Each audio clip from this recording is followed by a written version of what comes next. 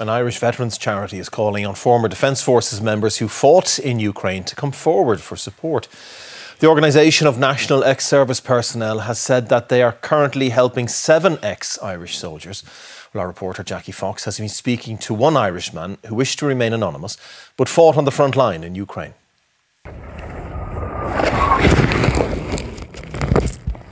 The front line in Ukraine through the eyes of an Irishman in the trenches. This is Bakhmut 2022, where some of the fiercest battles took place. Peter shelters as fire passes just above his head. I went into the situation knowing full well what risks were involved. I didn't go over there naively. I knew when I left Ireland, there was a very good chance I was not going to come back alive. From February 2022 to January 2023, Peter was with Special Forces in the Ukrainian army, mostly in combat. He'll always remember his first near-death experience. We're surrounded on all sides and, okay, we're done here. Okay, what are our options? Take as many of them out as we can before we die. And we fought all day until the sun set. And I went literally at sunset. We just made one gamble to get out. And we had a small escape route, which we knew the Russians, we hoped that they weren't aware of. And we went along that escape route and managed to get out of the position we were in. Shortly after, we were targeted by drones and artillery. Then we were attacked from the flank by Russian infantry, but eventually we fought our way out. So that was the first day I was over there, and I said, we're not getting out of this. But that could easily happen, you know. And after that day, to go back into combat, knowing that's the reality of it. With lows came the highs.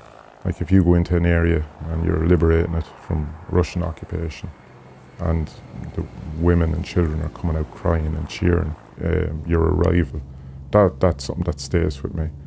After, I don't know how many days of fighting, Kharkiv counter-offensive in September, we eventually reached the Russian border, and that was a huge sense of pride.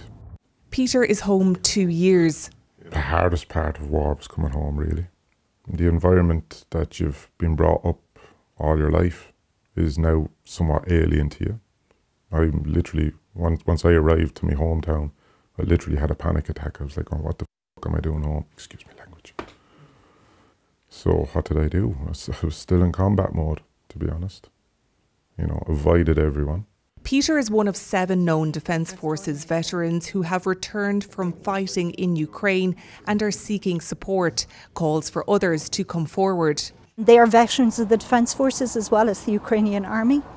So the language is very similar, and we can engage them in that language that they find difficult to be understood in the civilian world. For Peter, the support has been transformative. There is a but. Would you go back? Yes. Why?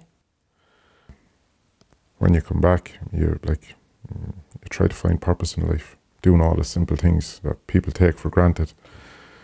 But you're not going in, doing missions, going into combat, you know, liberating towns, saving comrades, retrieving bodies. As grim as it might be, at least you're doing something pretty important and making a significant difference. A purpose he thought was worth the sacrifice. Jackie Fox, RTÉ News.